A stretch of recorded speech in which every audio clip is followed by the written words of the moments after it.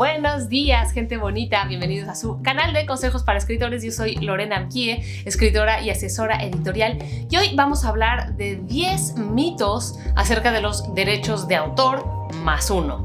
El primer mito de derechos de autor es que si no registro mi obra, no me pertenece. He recibido muchos correos y muchos mensajitos de ustedes preguntándome cómo hacer para que su obra les pertenezca, si tienen que registrarla, si tienen que hacer ese gasto simplemente para que sea suya. No, tú por haberla creado, tú tienes el derecho de autor, digamos, es tu obra. No tienes que demostrarle nada a nadie, no tienes que registrar nada. ¿Para qué sirven los derechos de autor? Son en caso de un posible juicio por plagio. Esa es la mejor definición. Es una manera de protegerte en caso de que alguien te plagie lo que tú hiciste, puedas demostrar que tú lo escribiste primero. El registro lo único que hace es registrar tu obra con una cierta fecha para que en caso de controversia tú puedas decir yo la escribí primero. Pero no es algo que tienes que hacer forzosamente con todo lo que escribes, ni es algo obligatorio, ni es que si no lo registras entonces no es tuyo. El segundo mito acerca del registro de derechos de autor es que es muy caro. El registro de derechos de autor realmente no es caro. En México anda por los 300 pesos. Tú puedes registrar cualquier cosa, cualquier cantidad de cosas en un solo disco, en un solo USB, en un solo engargolado. Así que realmente no es caro, 300 pesos, $15, una cosa así. Y en Safe Creative, que es donde yo he estado registrando, porque ya no vivo en México, evidentemente, y esta es una red global, digamos, un sitio web que aplica a todo el mundo el registro. Yo lo registro por ahí, ya ni siquiera tengo que ir a un sitio a hacerlo, lo hago por internet y justamente me cuesta 15 euros cada registro. Así que realmente no es muy caro si necesitas esta paz mental de tener registrada tu obra. El tercer mito es que si tú le pones un título a tu novela, nadie más se lo va a poder poner, o que tú no puedes ponerle a tu novela un título que ya existe. Realmente lo que se puede registrar y lo que se puede proteger son las obras como contenido, es el contenido de las obras, una novela, un conjunto de cuentos, un guión, etcétera, etcétera. Pero los títulos no se pueden registrar, o sea que hay muchas novelas que se llaman igual, o sea, no sé si hay muchas novelas que se llaman igual, pero hay novelas que se llaman igual, hay El Túnel, por ejemplo, y eso es totalmente legal. O sea, uno no puede guardarse para siempre un título, eso no existe. El cuarto mito es que no se puede registrar una obra con seudónimo.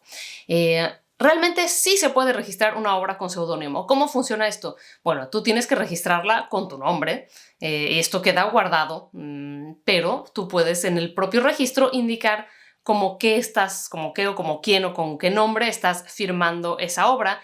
Y en caso de controversia, digamos que todos estos registros solo se van a consultar en caso de controversia. Si no, esto se queda ahí y no pasa nada, ¿no? Y por ejemplo, Safe Creative es una web que sube estos registros a la nube, ¿no? A un blockchain ahí, a un código en la nube, para mí secreto e incomprensible, pero lo que hace es que está ahí guardado para que tú en cualquier momento puedas bajar ese documento y decir, mira, yo lo subí en esta fecha. Eso es lo único para lo que sirve, ¿me entienden? No porque tú llegues y registres una obra quiere decir que entonces ya nadie va a poder escribir una obra como la tuya. Es siempre en caso de controversia.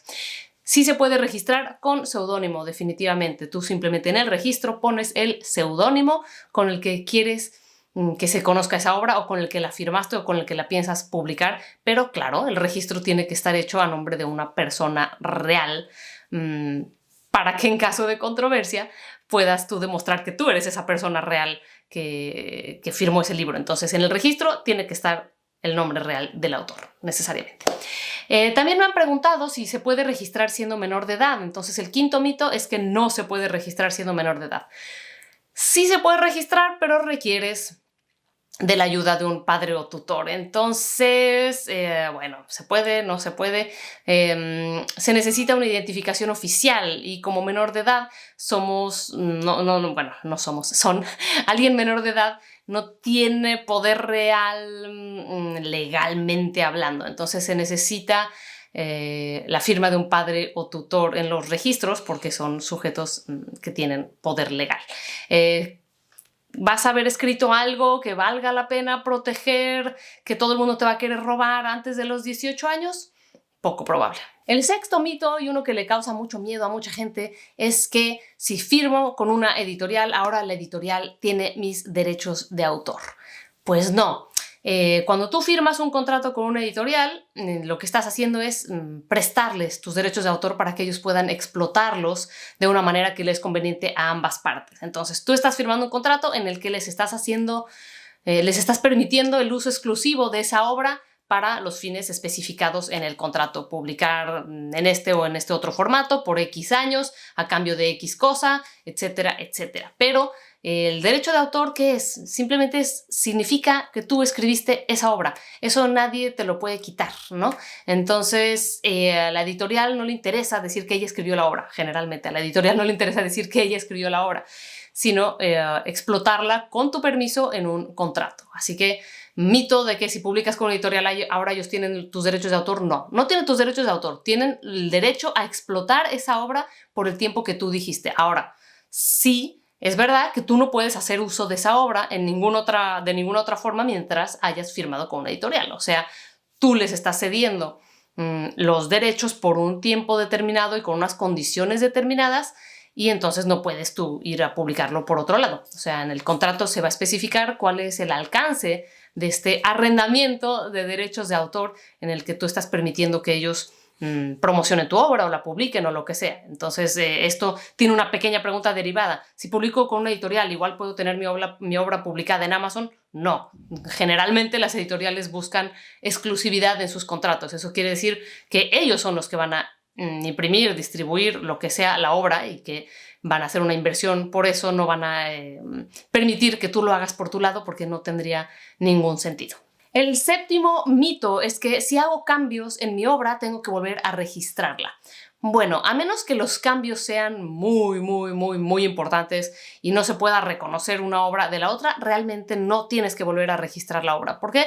Porque cualquier persona con discernimiento va a poder leer un borrador y un segundo borrador y saber que hiciste una corrección de estilo y que la historia, los personajes, la trama siguen siendo las mismas. Ahora, yo siempre recomiendo registrar tu obra cuando está en su versión final. O sea, cuando tú ya no vas a hacerle nada, por cuando tú ya llegaste al momento en que hiciste lo mejor posible por ella y vas a mandarla a concurso editorial o vas a intentar publicarla o lo que sea, en ese momento la registras. De estar registrando en todos los pasos no tiene mucho sentido. Octavo mito: si registro mi novela, entonces ya nadie me la va a poder plagiar.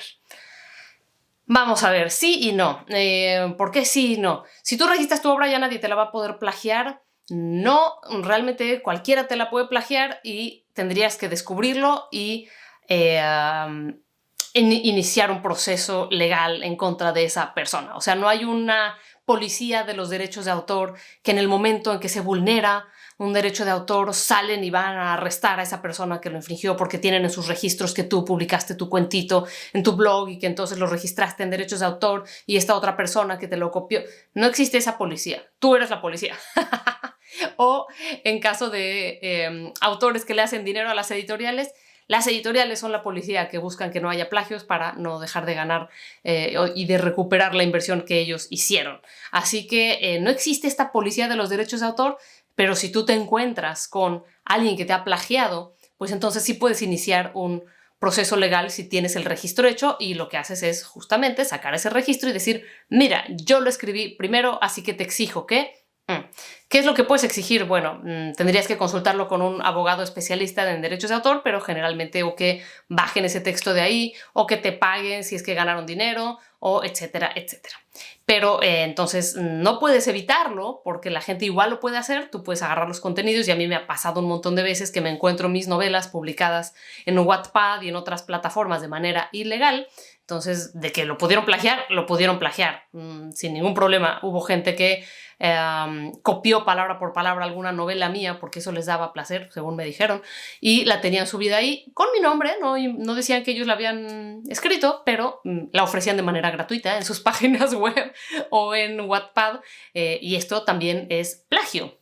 Aunque no digas que tú la escribiste, sigue siendo plagio porque estás haciendo uso de la obra de alguien más sin permiso y sin derecho. Estás infringiendo derechos de autor. Si registro mi obra, ¿nadie me la puede plagiar? Pues no, o sea, cualquiera te la puede plagiar, pero tú tienes un recurso para pelear en contra de ese plagio. Noveno mito de derechos de autor. No puedo hacer uso de canciones, ni marcas, ni nombres de lugares en mi novela. Esto es un mito. A ver, ¿qué es lo que protege el derecho de autor y a quién le interesa que sea protegido el derecho de autor? ¿A Coca-Cola le va a interesar o le va a preocupar que tú menciones que uno de tus personajes tomó Coca-Cola? Pues no. En primera, porque no le afecte nada. En segunda, porque es algo que es Vox Populi, digamos, todo el mundo sabe lo que es Coca-Cola y tú no estás diciendo que tú inventaste la Coca-Cola. De la misma forma, si tú pones un verso de un autor y mencionas evidentemente quién es el autor de ese verso como epígrafe o porque alguien en tu novela está cantando un pedazo de una canción, pues ahí no estás diciendo que tú lo escribiste ni estás lucrando específicamente con ese pedazo de canción porque estás diciendo esta canción la escribió esta persona, ¿no? Tienes que mencionar quién lo escribió, igual que en cualquier trabajo académico tienes que mencionar las fuentes de las que sacas lo que estás diciendo para decir, no lo estoy diciendo yo, lo dijo Freud, no lo estoy diciendo yo, lo dijo cualquier número de intelectuales antes que yo no escribí esta canción, es una canción que existe y que la escribió tal persona.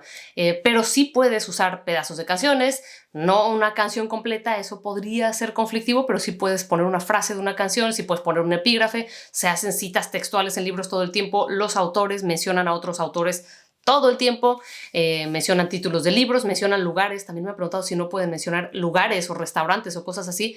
Claro que puedes mencionar marcas de ropa, pero mi pregunta es, ¿en qué situaciones es importante o es crucial para la historia mencionar que alguien tenía puestos unos jeans marca tal?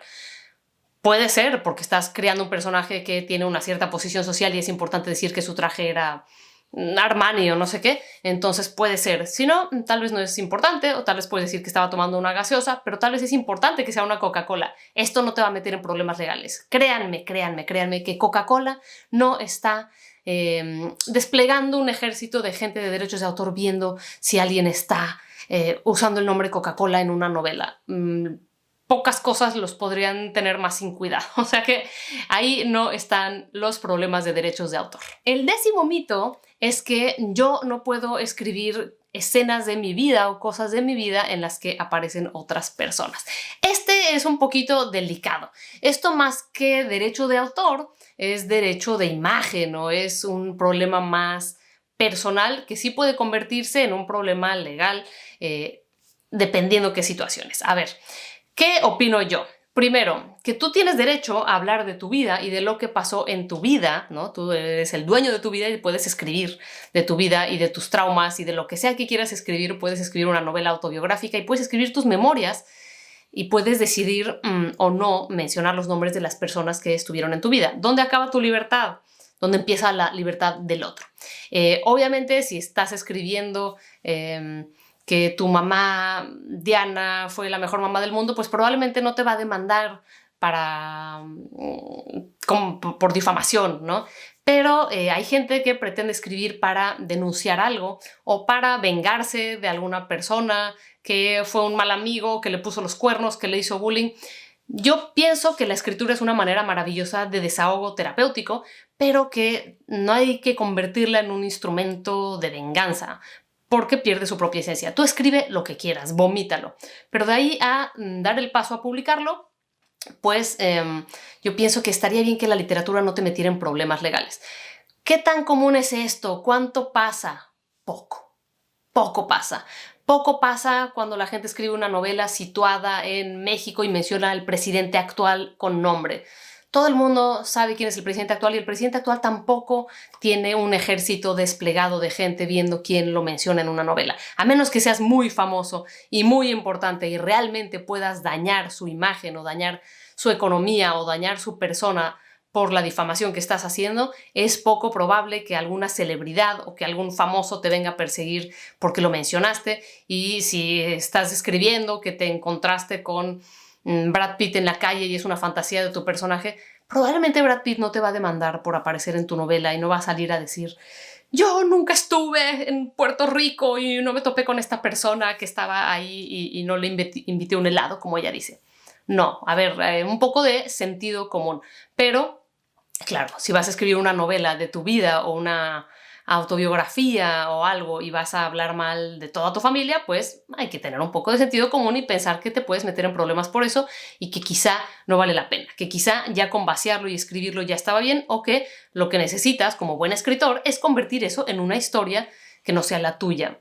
Son diferentes alternativas. De nuevo, yo creo que uno tiene derecho a hablar de lo que a uno le pasó, pero hay que saber que puede haber consecuencias y saber cuáles de estas consecuencias estamos dispuestos a asumir y para qué nos vamos a causar problemas por culpa de la literatura. Ahora, esto ya no tiene tanto que ver con derechos de autor, pero sí tiene que ver con eso, con derechos de imagen y con la libertad nuestra, que en dónde empieza y en dónde acaba. Pero en cuestión de países de origen, situaciones actuales, hablar del narco, hablar de la política, todo el mundo lo hace todo el tiempo.